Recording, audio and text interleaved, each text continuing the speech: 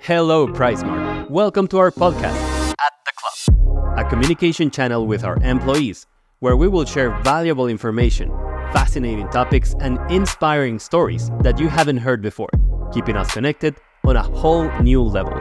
Join us on this journey and discover everything happening at the club. Welcome to At the Club, PriceSmart's employee podcast.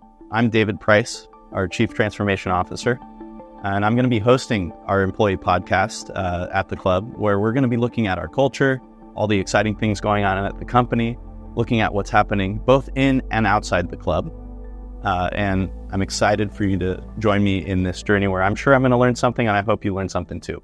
So I'm here today with our founder, our chairman, our CEO, my father, Robert Price. So I thought, what better person to have on our first episode than Robert, who knows quite a bit about this business model and about PriceSmart, given that he started the company. And, I thought it would be fun to have you on the podcast today. I know this is your first time doing a podcast. It's also my first time hosting a podcast. So there's a lot of firsts. Yes, So a lot of firsts. Yeah, a lot of firsts. So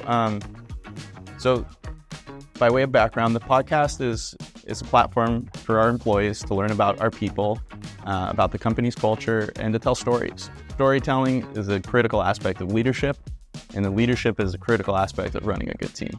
And our teams are what make it happen every day for our members with merchandise, logistics, facilities, operations, our .com. And so really happy to have you here today. Well, thank you. So let's kick it off. Can you share a little bit about yourself for our employees? Okay. Thank you, David, and thank you for the creative idea of doing podcasts. I think that's a great idea, and I think it'll be very helpful to everybody who's connected with our company. So thank you for doing this, and also greetings to everybody at PriceSmart who may be tuning in. So, you want to know a little bit about me, or at least... I want people to know a little bit about you want the people to know something about me. Exactly. Okay. Well, let me begin by saying that at the moment, I just turned 82 years old, 82 years young. I live in San Diego and have lived here my whole life. Have a family, children, grandchildren, a wife we've been married over 50 years. And that's a little bit about me personally. I wanted to, one thing I wanted to mention, I should really probably talk more directly to you, David, is the fact that as a young man, I never intended to be in the business world. My father, Saul Price, was trained and practiced as an attorney, but at some point he became interested in starting a business in the retail trade in 1954 when I was 12 years old, and that was the FedMart business. And like I said, I never really thought I'd ever be in business, not because I certainly respected my father and I knew that he had good values and everything, but it wasn't of interest to me. Was there anything you thought you wanted to be? Yes. I went to college here in Southern California, Pomona College, and my interests, and you have to remember I'm a product of the 1960s. Now, that may or may not mean anything to some of the people listening today. Probably means limited to me also. Okay, well, but you can tell us. Those of us in the 60s were thinking about how we were very idealistic, and we were thinking about how we could make the world better. And most of that would have been through government service. So one of my interests was becoming a career government person. My other alternative was teaching. Mm-hmm. And it turns out that even in the business world, for me, the biggest part of my job is teaching. Huge. It should be the biggest part of most of our managers' jobs. Yes. Not all. Teaching's really important. Absolutely. And part of teaching is listening, because you can't be a good teacher if you're not a good learner. And a good listener. And a good listener. Mm-hmm. So after college, and this was at a time when things were beginning to develop in Vietnam, the war was starting to happen in Vietnam, I decided reluctantly to go to law school, and I spent about 6 weeks in law school and decided I didn't like it, and so I quit. And then I thought I was going to be an Army officer, but I didn't get accepted to the Army officer program. Then I joined... Maybe saved your life. Probably saved my life. Then I joined the Peace Corps and didn't finish that job either. And then... Why did you go in the Peace Corps? Well, I was training in Puerto Rico to go to El Salvador. And in the mountains of El Salvador, I was supposed to work with indigenous people, teaching them how to build rabbit hutches and grow rabbits. That was going to be my job for $200 a month. I don't see that for you. Well, I decided I didn't think I wanted to spend 2 years in the mountains of El Salvador. Yeah, I don't believe it. So I came back to San Diego. It's interesting that you found yourself back in El Salvador in a different sense. Well, I ended up there in a sense through the PriceSmart. Correct, yeah. But then I went in the Army as just a private enlisted man, and I spent a certain number of months there, and then I came out, and I didn't know what I was going to do. But at that point, I had lost focus on government and teaching, and I decided this would have been in September of 1965 that I would work with FedMart and my father. And so that's how I started working there, and I honestly didn't like it at all. And I had some issues with the man that my father had made president of the company, who was a crazy man, and he was absolutely nuts, and it was terrible. And so most of the people at FedMart in the senior management were people who had been with my father for years, and here's this young kid coming in, and I never felt comfortable with the old-timers at FedMart. But little by little, I rose up through the ranks, and you cut your teeth. Yeah, and I learned a lot. I always learned a lot from my dad. And for 10 years I was at FedMart, working until I became an executive there. At which point, my father decided to sell the company. It was a public company. He decided to sell the company, and he sold it to a group from Germany, who we all thought we'd get along very well with. This is now 1975, right? But it turns out that we didn't get along very well, and by the end of 1975, they fired my father, and I quit. In solidarity. You couldn't stay. I couldn't stay. There was no way I could stay, and so at that point, I left, and that's kind of a little bit about how I got into this retailing business. But I'll stop there. Yeah, I want to unpack a couple things in the FedMart decade. I guess it was a decade for you at FedMart, even though the business had been operating for a decade or so prior. So by the time the company was sold, actually FedMart had grown and operated for 20 years, which is pretty amazing, actually. And there's some wonderful photos. I mean, even on the internet, you can search and find you can find more photos of FedMart on the internet than you can of Price Club in a lot of ways. Although there are videos of Price Club, but FedMart seemed like a heck of a brand, and it became quite a brand. But one thing I wanted to ask you about, that was a story from my childhood, that we've spoken about many times, is about your time on the Navajo Indian Reservation. And that was maybe one of the first times you had to open a club on your own or open a store. Okay. Can you tell us a little bit about your time I guess it was on the Navajo Indian Reservation in or near New Mexico? Yes. Okay. As people may or may not know, in the United States, we have had a troubled history with how we have dealt with indigenous people. Yeah, the Native Americans. Native Americans here, what we now call the Native Americans. In the old days, they called Indians. Mm-hmm.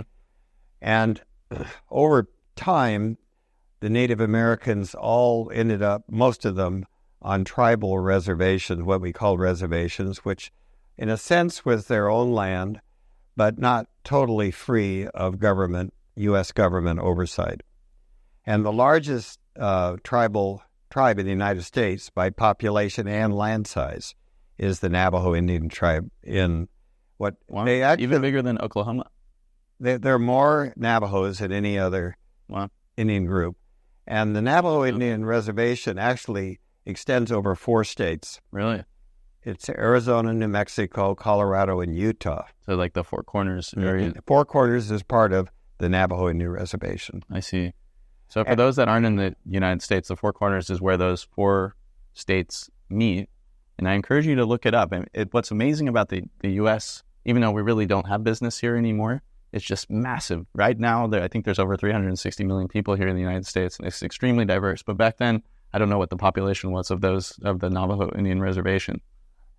First of all, we do have business in the United States. Well, I guess we do. We have 400 and some odd employees, but we don't have a retail-oriented. No, but we have a wholesale business That's true. in Miami. B2B business. Yeah, but and even It depends on how we define retail, which is an interesting part of the club business. but we do have a business in the United States. At the time when I stand corrected. when we opened our FedMart store in the Navajo Indian Reservations, there were about 300,000 Navajos. Okay. Very poor, Right. very poor, more high desert. Mm-hmm. But for me, it was a great opportunity because, first of all, given my 1960 idealism, to do something good for our Native Americans was very satisfying to me. Mm. And what we did is we took one of the FedMarts. Now, just so people know, the FedMart stores were similar to what might be a Target or a Walmart store. Gotcha. And we opened on... more SKUs, more categories. We were still very limited in SKUs. What do you remember how many SKUs you probably had in a Fed? I don't remember, but we made an agreement with and the Navajos do not have private property ownership. All the land is owned by in tribal as a communal land. Wow, interesting. So we built the building there, which was a typical FedMart building. How many square feet? I would guess that it might have been maybe 30 or 40,000 square feet. I can't remember. The building's still there, by the way. Oh, really? There's a grocery store in it now. I was there a couple of years ago. You met a tribal elder, if I'm not. And I did meet a tribal elder while I was there. But we decided that we would give the Navajo, that we would price our merchandise the same as what we had in Phoenix, which was the fact that we were absorbing extra freight. We said we weren't going to, and we would pay the same wages to the Navajos as we were paying with our FedMart in Phoenix. And one other thing, because it was a tribal land, there was no Arizona sales tax didn't apply. Mm. So people actually were getting a better buy there than they were getting in Phoenix. Mm. And we hired everybody except the managers were Native Americans, mostly Navajo, but not only Navajo. We even had a man by the name of Little Fish, he was an Eskimo from Alaska, and he was on the payroll. And the store was extremely successful, really was a success. And I really felt very satisfied because... So he was an indigenous person from a tribe in Alaska of some kind, and he was working down... He was working there, and his name was Little Fish. And we had other tribal people as well, you know. So it was quite an experience. I mean, it really gave me a lot of satisfaction. It was the best thing I ever did while I was at FedMart in terms for personal reasons. Yeah, I can imagine that. It's really interesting to think about some of the things you shared just now and how they've even influenced or the way we think about pricing today. In terms of really the each of the pieces of the buildup of the price and really understanding those pieces to drive more and more value for the customer. Yes, that is true. So those were my FedMart days, but they came to an end at the time when we got basically kicked out. How long did you spend on the Navajo Indian Reservation? We opened in 1968. I was at one point up there for some weeks helping finalize the opening. Mind you, this is long before cell phones and the internet. No cell phones. Yeah. I remember the first night I stayed there, there was no hotels, no motels. Where did you stay? Well, there was a little 6-bedroom motel And it was, I was scared because there was no security. Yeah, I couldn't close the window that opened to the outside. It just wouldn't close. It wouldn't close. And I just It's amazing. To this day, you still remember that you couldn't close the window. Right. And I was just happy to be able to wake up safely the next morning. But actually, it probably was safe, but I didn't. It probably was safe. Yeah. What'd you have for breakfast? A Navajo taco. What's in a Navajo taco?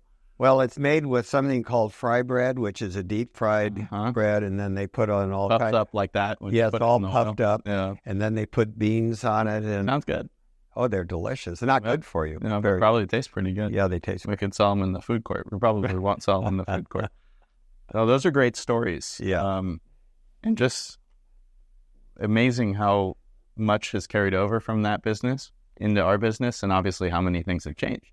But I often we talk about many things that were written in memos from that time, from Saul, and we still use that same, maybe we've tweaked it a little bit, but we still use a lot of the same language and philosophy today around employees and members and thinking about how people can grow as the company grows. And so does Costco. Yes, they do. And it's done very well for them. Because the founder of Costco actually had worked with my dad and was basically a protege of my father since he was 18 years old. Where did he start working? This is Jim Sinegal. Jim Sinegal. Well, Jim was going to college, and he needed He was at San Diego State. I think he was maybe even a community college then. Yeah. And FedMart had a small warehouse in San Diego, and he started out what he used to talk about was that he was schlepping mattresses. And schlepping means hoisting things on your back and carrying them around. That's Yiddish word, yeah. Schlepping. And that's how he started. Amazing. A lot of concepts sprang from FedMart. And then I think it's a good segue to shift gears into talking a little bit about the club business and about Price Club. And when I think about Price Club, I mean, I'm really fortunate to have been around I didn't know how fortunate I was when growing up, but I have early memories. One thing I always tell people about the Marina Boulevard Costco, which was the first Price Club, I always tell people that that's where I learned to drive, as you took me down there to drive in the parking lot. And I remember even before that, going down with a fellow that used to help Saul, Earl, and going into the warehouse club, which I think at that time probably was a Price Costco. I think, because I would have been awfully young when it was still just a Price Club. But in any case, early memories of mine were at that location of different kinds. And then after that, the very first PriceSmart office behind the location. Yes. So kind of thinking about the early days, you started Price Club with Saul and with your cousin. With Rick Liebenson. With Rick Liebenson. And I'm curious if you could share with me, with our audience, about what really drove the idea. How did you arrive? And I know that your first arrival was maybe not the right one exactly, but how did you come up with the club concept? Well, after we were no longer employed, at that time, I was married, and our eldest child, Aaron, who we lost when he was 15 years old to an illness, but at that time he was a year and a half old, and our second child was born. I left FedMart in December of 75, and our second child was born in January of 76. Rebecca. And I didn't have a clue as to what would come next. I bet you didn't. And you had two little kids. But I had such confidence in my father that I knew we'd figure out something. So my dad said to me, well, we're not going to sit at home. He put a sign on. He got an office, and he put a sign outside, and he called it the Price Company. There was no company, but that's what he called it. And he said, you got to come to work every day. We'll figure out something to do. So I would go to the office, and my brother Larry, he was also going. And we started walking around our neighborhood, trying to come up with an idea of what we were going to do. And we had all kinds of crazy ideas. But finally, we Do you have started. one that sticks out in your mind as Yeah, particularly I off the remember. wall? Well, I don't know if Any- it was off the wall, Okay. but one thought we had was to open a laboratory for developing film. In those days, before all of this modern stuff, people had film in their cameras, Sure. and they had to get their Yeah, it was all chemical based. So Like- that was a thought, but we had different thoughts. Probably good you didn't do that. But it's probably very good. Mm-hmm. But I kind of said to my father, I said, I think what we ought to do is say, what did we like about FedMart, and what didn't we like about what we were doing at FedMart? And let's see if we can take what we liked and adapt it to a new business. What didn't you like about what you were doing at FedMart? I'll tell you the thing I didn't like a lot was the fact that we had so many stores that we had to manage the retail side of the business, and that it was a headache running all these stores and trying to keep our managers doing the right thing at the right time. And I thought the thing we did best was our distribution centers. We had 2 distribution centers at FedMart, which Jim Sinegal ran, actually, one in San Diego, one at Houston. And I thought we were really good at that. And the idea I came up with was, why don't we just run a distribution center and let the independent business person run the stores, where we don't have to worry about managing stores. All we will do is supply the merchandise and aggregate the buying power of the independent small businesses. And so this is now, so we came up with that idea in February. Now remember, we left in December. Too long. It took about 2 months. Yeah. We came up with the idea. And then my father said to me, he said, you have to find some place to do this business. You need a warehouse. And I had no idea about anything with real estate or finding a warehouse. I didn't have a clue. He said, well, you'll just have to figure it out. So I went out and started driving around San Diego looking for a warehouse, and had a lot of false starts, and somehow came across this place that became our first building, which was in Marina Boulevard. And I said, now what do I do? I found some place. Well, now you have to negotiate with the owner and make a lease. So, okay. The original relationship with that building was actually a lease, not a purchase? Yes, it was a lease. Interesting. And so the fellow's name was Seth Horn. Okay. And he was a very savvy businessman. He was dealing with someone who didn't know the first thing about anything. But we finally worked it out, and we leased, what the building we leased was 100,000 square feet. It was what was there. Hangar. It was an old, it was actually a manufacturing facility for airplane components. Oh, interesting. And it had been built many years ago. Amazing to think about at that time that there could be manufacturing in that place. Yeah. But amazing. So we finally made the deal, and then Rick, who was the merchant, put together all the products we were going to sell, and we opened, and then we hired a fellow named Giles Bateman because we didn't have a CFO, and it took a long time to get him squared away because he was from England and we had to get him immigrated, and he was a key part of the team. And we finally opened in July of 1976. You did it pretty fast. Really fast. Yeah. So that's what we did. And then we restricted our business to business people. In other words, retail customers could not come in and shop. It had to be a business person who was either buying products for resale or for use in their business, or personal products that they would take home, but it had to be a business person. Right. So maybe before we continue, I want to unpack some things about this time period. You had 6 months, basically, maybe a little longer, that you were able to open. And, one of the things that I think as companies get a lot bigger, like PriceSmart today, we find it really hard to do things quickly. It seems like everything takes forever, right? So can you share a little bit about your insight? Can you share some insight about learning and about speed and failure? Because I think that some of the benefits of coming from nothing is you have nothing to lose, right? In terms of a business idea. And then, there's a concept in the business world, it's called the innovator's dilemma, that, often the company is Clayton Christensen. He was a Harvard professor, and his theory was often the companies that are the disruptors, which you ended up being a disruptor big time in the retail space. The disruptors don't come from within companies that are already the incumbents, because the incumbents have too much to lose, and they're too slow, and they're too risk averse. So tell me a little bit about that experience, and how do you think we as PriceSmart keep ourselves from falling prey to the innovator's dilemma? Okay, so I'm going to go back to FedMart. Okay.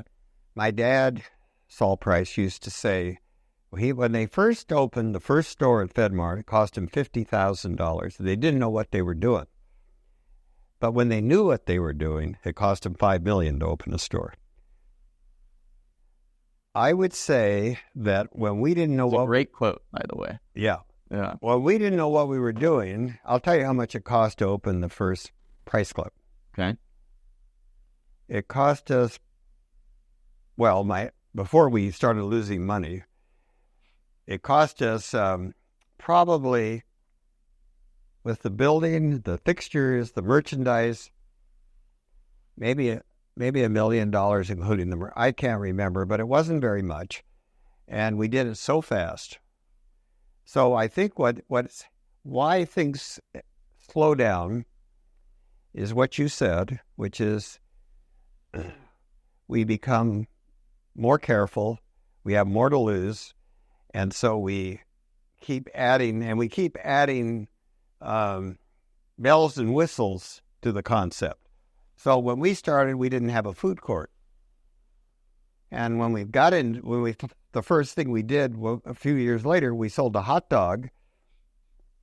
Whose idea was it to sell the hot dog? Well, the hot dog came about because we kept by then we were successful, and people started calling us saying, can we put a hot dog stand in front of your store? So it was kind of crowdsourced. It was crowdsourced. Pre-internet, but it was crowdsourced. Yeah. Cool. And I met with Rick and my dad, and I said, well, what are we going to do? And they said, well, why should we have them do the hot dog? Let's do it ourselves. Good call. And it was, interestingly enough, we priced it. You got a hot dog, quarter-pound kosher hot dog, and a can of soda for $1.50.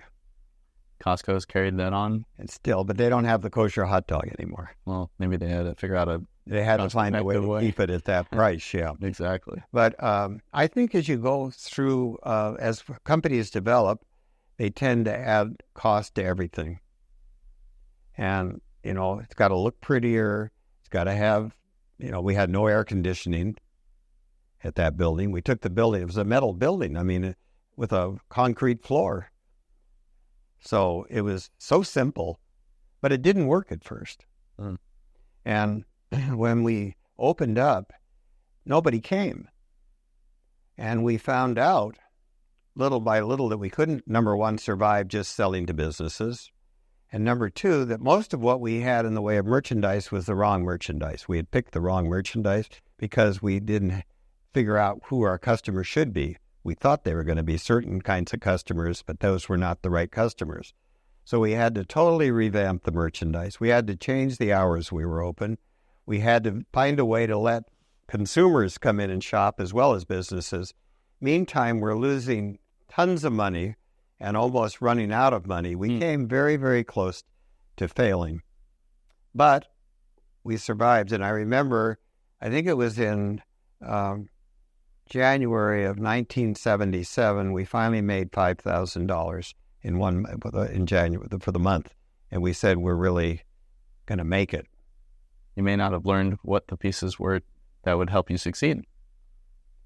Well, it's interesting because FedMart, when it opened, was an instant success. And this was not. But we learned a lot. And luckily, one of the lessons that I learned is we had enough money to survive until we figured it out. But I always say, if we had gone bankrupt, there'd be no Costco, no Walmart, or no Sam's, certainly no Price Club, because everybody would have figured that it was a dumb idea and it didn't work, and nobody would have pursued it. But we got it right. We lucked out. But there's so much in life that's luck and timing. Yeah. We kind of have almost like a fake perception of control, when in fact we probably have very little control over a lot of things. But one thing I think, at least for me, that's a takeaway from hearing the story is that it's okay to fail, but you got to be able to take it across the finish line at some point. And if you're going to fail and it's not going to come across the finish line, cut your losses. And, we've had things at the company that we've tried that haven't worked. And then we've had things that we've tried and they were great. And that's kind of the nature of business.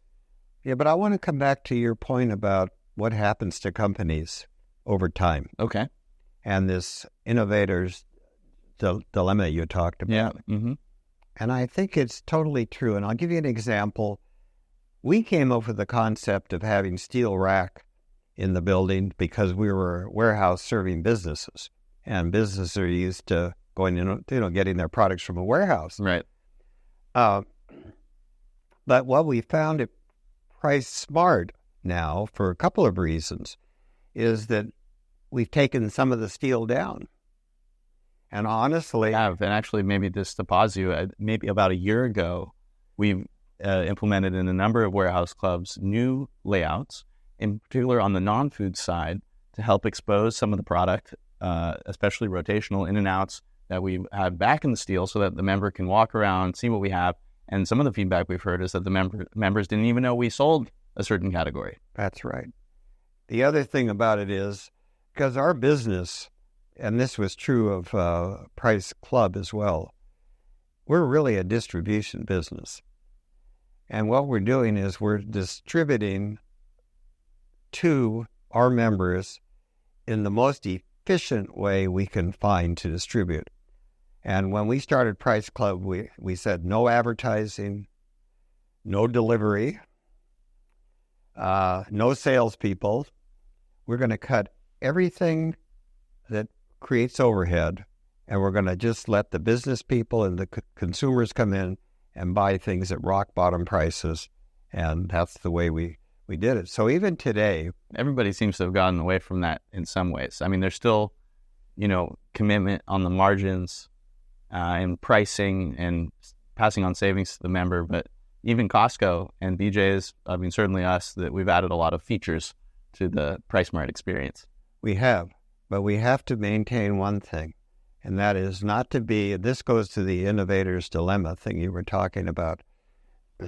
We have to think of how we want to structure our business today that's going to allow us to continue to deliver the product at the very, very lowest prices possible, because we have taken as many inefficiencies out of the distribution process as possible.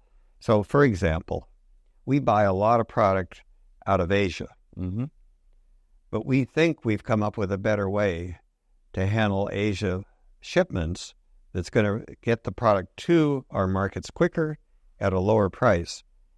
And we have to look at, because anything we're doing today can be done better. Absolutely. So the mentality has to be that we have to keep challenging ourselves. How can we do it better? How do we do it more efficiently? Right.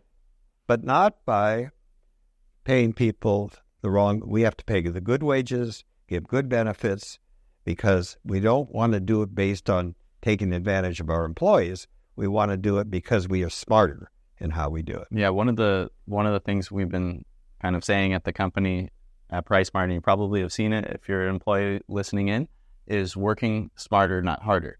And right, that's a really key aspect of what we are doing every day. So we can't have low prices off the backs of our employees.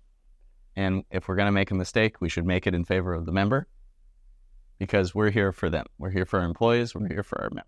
But I would add one more thing. Sure. And because this is being our team members are going to be seeing this, that there isn't anything that we're doing today that is as good as it could be, and especially for this applies to everybody in the company, but I think particularly for the people working in the clubs, whether it's in the bakery or in the food court or stocking merchandise. If you have a better idea, tell us, because there's we don't have all the answers, and I know that there are better ways to do everything, and the people who are closest to the work will have the best answers. I agree, and I just want to expand it to back office because there's also folks that, sometimes at PriceSmart it can be hard to move stuff up the chain, so to speak. I'm doing air quotes if you're listening. And, we want to hear from you.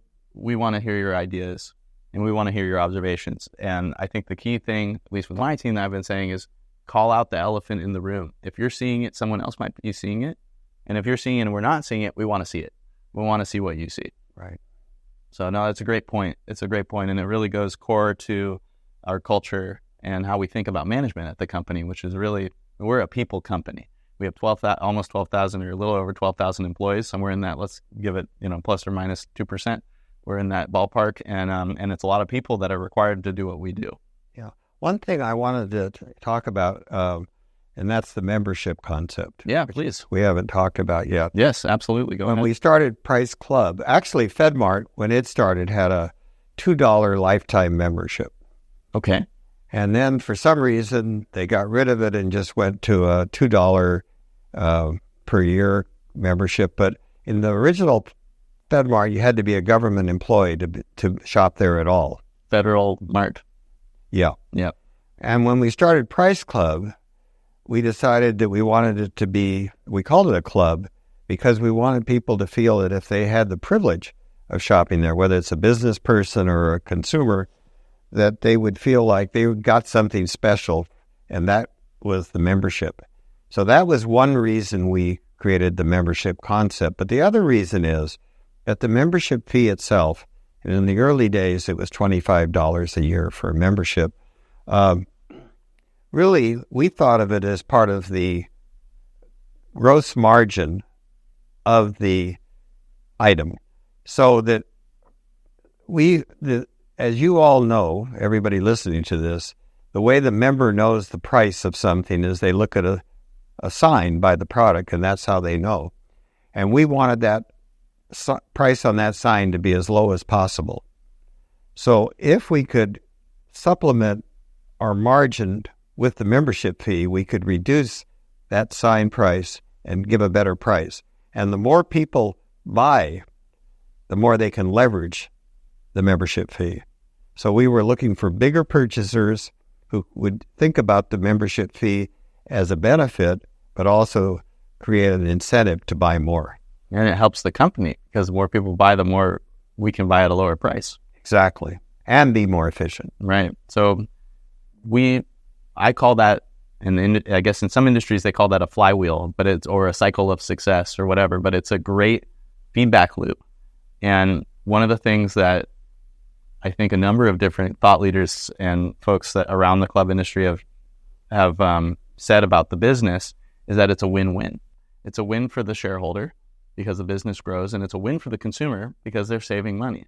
And it's a win for the employee. It's a triple win because they're being paid fairly. That's the idea. But it takes work to execute. I'd say one more thing about the employee.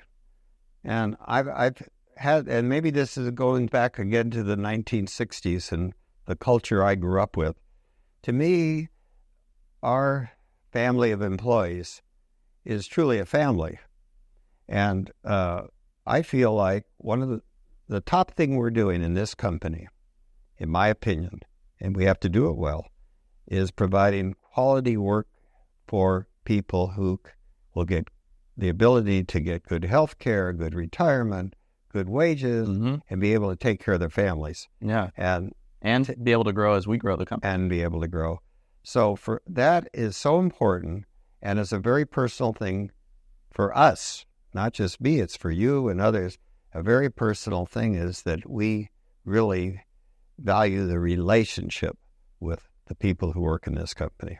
Yeah, I think that's a really important point. And I think every single person that's managing a team at this company, it's our job to also carry on that same philosophy, that same focus, to be looking out for our people and the whole people, not just them at work, but really them as people. That means, absolutely, being empathetic, conscientious around, what's going on in their lives as human beings. And I'll tell you an example of that was when COVID was going on. Sure. And we made a decision during COVID that we weren't going to lay people off. We would figure out a way to get through it and not end up hurting people in our company. And we did. We got through it. And I think I'm really proud of what happened in those days. Yeah, that certainly was a tough time.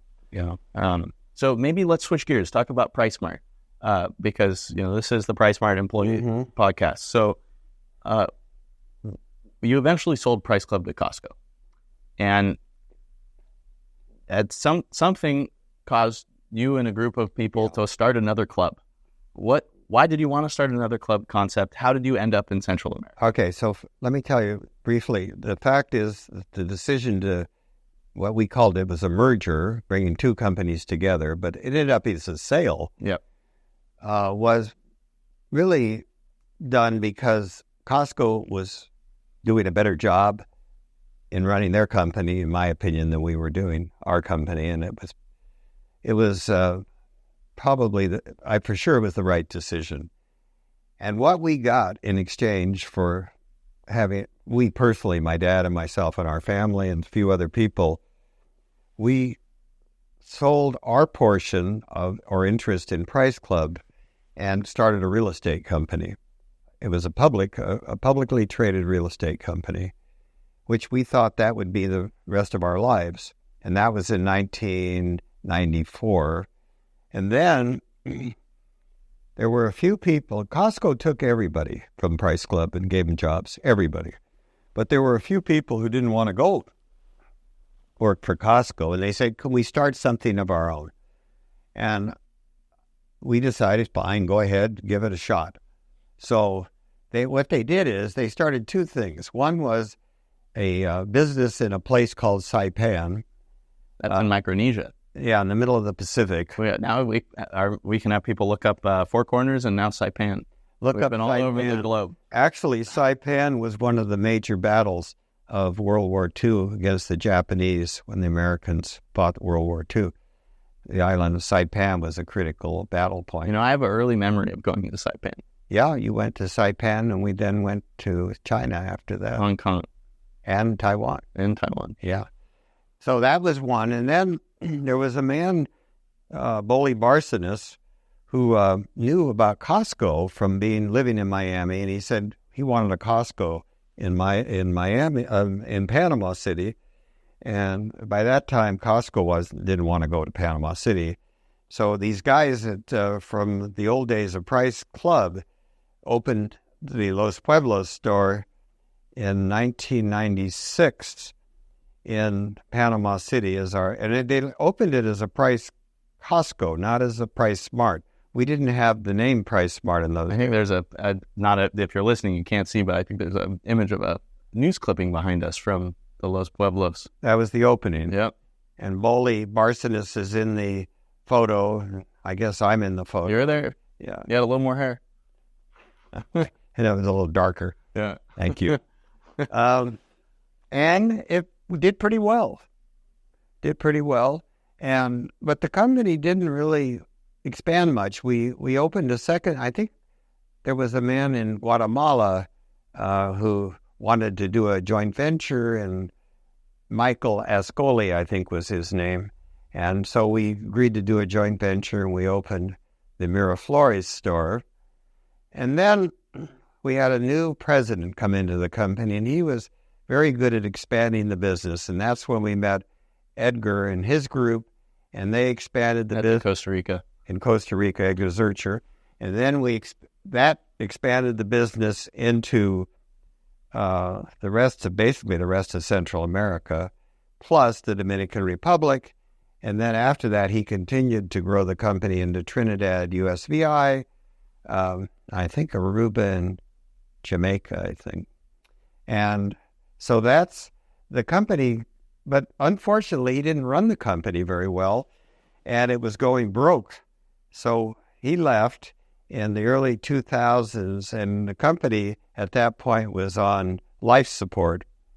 And somehow we got it back and little by little, Jose Luis came in, and he did a good job of running the company. And now, after all these years, we have 54 clubs. and almost a $5 billion company, and we're doing a lot of good. We're doing a lot of good for the region and for our employees. But it came, again, my second experience with almost going bankrupt. But in both cases, it worked out, so somehow we made it. Yeah, and on wood here. So it's great. I'm happy we're talking about PriceSmart. So what's different about the PriceSmart culture from some of the other ventures that you were involved with in the past? Do you see any major differences culturally as a company culture? Of course, it's an extremely diverse culture. We're multilingual, multi-countries, multi-time zones. It's really incredible what we can achieve with all of the challenges working across borders in different languages. And I see the PriceSmart culture as being one of the key facets of being able to deliver value and a consistent experience for our members across such a wide breadth of cultures from a geographic perspective. So I'm curious to hear, from your perspective, how you look at the company culture.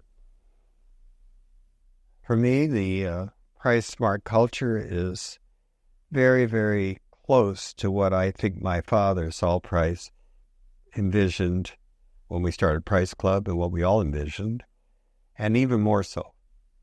For me, it's a more personal business than any of the other businesses I've ever been associated with, maybe with the exception of the Navajo Indian Reservation. But there is I think the basic culture is very much what I have learned for the last 60 years from my dad and from my own experience. I don't think in that sense it's all that different, but I do think we operate in regions that we have never in the past companies ever operated in before, where there's so many different challenges that each country has.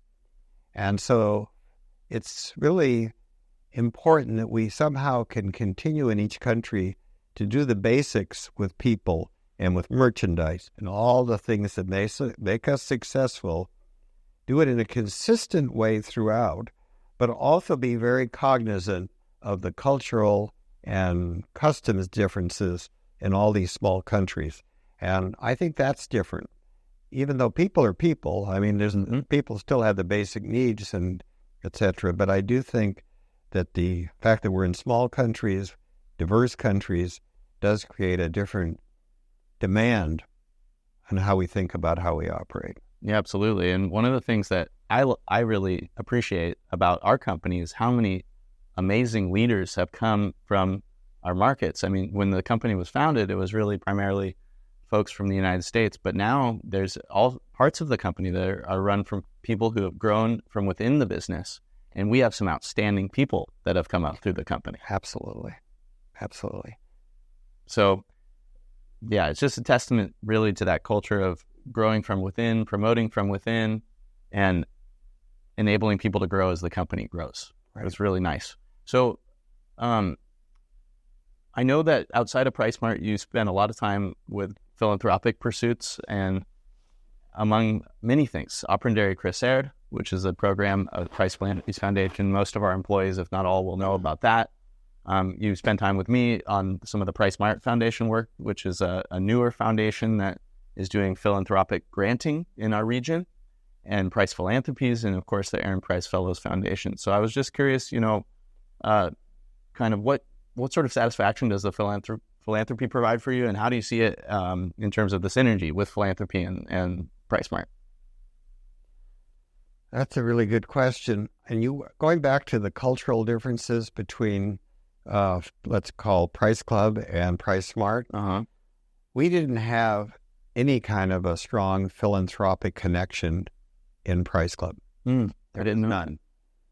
My dad always had this philosophy, and I didn't disagree with it, that what you do philanthropically is a personal decision, not a company decision.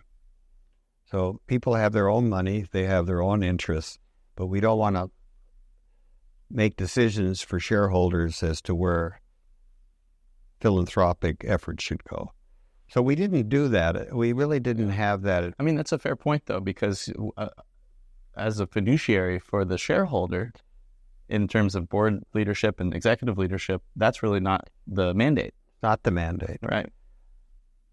At PriceSmart, I look at it differently, because I think PriceSmart's role in these countries, especially countries that have so many challenges, is to... And challenges we're talking about maybe socioeconomic, geopolitical. Let's say much smaller middle class. Absolutely, or just they're not as developed. Right, lower GDP per capita. The other thing, as a U.S. citizen, and knowing the pressures we have with the border, I think we're in a unique position to help the United States by making it more attractive for people living in our countries to want to stay. Because most people don't want to leave. They leave either because there's violence or because they can't make sacrifice to leave. It is. Yeah. So I think to the extent that we have not only to charitable activity, but certainly more importantly, our business activity. I agree. That we are and we're making a contribution because we're buying a lot of product locally, and that helps create jobs. Yeah, I think about it can be between 50 and 60% in some cases, and in some cases a little higher. Yeah, or a lot. It could be also a lot lower in a case like Aruba or something. So I have a personal goal as to how we can continue to improve societies, and we're not political. That's not our thing. We're not going to get involved in politics. But the economic side, more jobs, better paying jobs, more near sourcing, where maybe we can move things from the Asia and do them in Central America. These are all good things. They're wonderful things. Good for the hemisphere, good for the United States. Good for the company. Good for the company. Totally. I think we're in a really unique position. And, for our audience, the company is a U.S. company. We're a public company. We're on the NASDAQ. But we're really different than a lot of companies that are on the NASDAQ. The NASDAQ is one of the stock exchanges here in the United States. There's two. And so we're different because while we do have business in the U.S., like you mentioned, in terms of the export business and, of course, our employee base here, from a consumer standpoint, really our brand and the relationship with the consumer is really a Latin American and Caribbean relationship. And so we're in a unique position where our shareholders are in the United States predominantly, although many of you are probably shareholders. But our consumer stakeholder is really in Latin America. So it gives us a unique opportunity to live in both worlds, but really make an impact where our consumer base is. Yeah, well, this has been a great discussion. I've learned a lot. I always learn something when I talk with you. And these days it's been particularly fun for me and gratifying to work together in this capacity, of course, in leading the company and growing our .com and growing some new business ventures that we're working on, as well as refining and continuing to reinvest in our core business, which is really a great business and is made possible because of our fabulous team of managers and employees that we have throughout the region who really are the ones that show up to work every day with the passion for what they do and that enable our members to have such a good experience. So, we, of course, have tremendous gratitude for you all for what you do. I would certainly agree with that. And I also just want to reiterate my thanks to you for taking the initiative to have this podcast, because I think it's a really good thing to do. And I think it can be, I hope it encourages some of the listeners to present their own ideas, or if they have further questions or comments that we want to hear from you. It shouldn't be a one-way speech here. Totally. I mean, I think it's good to mention we talk about an open door policy at this company. So there's no executive parking. We don't have an executive lunchroom. I mean, we want to be with you and we want to hear from you. So that means our emails are open. Our office doors are figuratively open and usually literally open. If they're closed, we're probably on the phone, but they'll be open right after. Yeah. So one of the things I want to do is end the podcast with a question. And I'm going to be using this question with every guest that we have on the pod. I guess I was going to say show, but it's really not a show. I guess they say on the pod. So I want to know if there's something that you've learned in the last 12 months from a PriceSmart team member, or if there's a concept or something that's made an impact on you. That's a very good question. I learn every day. I'm still learning. But I wanted to share just briefly one experience. In the last few weeks we've been going through in the United States, PriceSmart, the renewal of our medical insurance. And in the past, we've done it pretty much just continue to do what we've been doing. But this year, we made a decision that we were really going to do in-depth review of how we're handling medical insurance. And we learned a lot. We learned about the government programs that support employees that we weren't fully taking advantage of. We learned maybe a better way to negotiate with the medical insurance company. And we learned quite a bit about what's important to our people here in the United States in terms of their needs. And for me, it's been a tough experience because we've had to challenge everything we were doing. Yeah. But I think we came out better for it. Yeah, I certainly learned a lot. Yeah. I learned a lot. Not only about the actual contents of the healthcare package, but also about how to think about our team and their needs and the costs that they incur every year in terms of healthcare. So, yeah, definitely learning experience, and thanks to the HR and legal teams that were on the front lines of working through this thing. Okay. All right. So we'll see you next time. Hello, PriceSmart. Welcome to our podcast, At the Club, a communication channel with our employees, where we will share valuable information, fascinating topics, and inspiring stories that you haven't heard before, keeping us connected on a whole new level. Join us on this journey and discover everything happening at the club. At the club. I hope you enjoyed that podcast. It was a great conversation with my dad, with Robert, and I look forward to having you on the next episode with us here, or out in the field at one of our PriceSmarts. So before I leave, I want to thank our PriceSmart marketing and membership and communication teams who worked hard to help us produce this first episode. In particular, Juan Pablo Curado, Marta Andino, Alejandro Morales, Kenneth Huron, Luis Alberto Rubio, Laila Harido, Maite Suira, and Juliana Correa, who's our SVP of Membership and Marketing. Thanks so much for your work on helping make this possible and helping produce this. In next episodes, we're going to be looking at some topics such as the PriceSmart Foundation, government affairs, some of the work that we're doing with small and medium-sized enterprises in the region, as well as workforce development. And we're going to start looking at some of the individual components of our business, like OBs, PriceSmart.com, and our pharmacy. If you have an idea of something that you would like to hear about on the podcast, please write me at my email, dprice@pricesmart.com. Looking forward to hearing from you. Thanks.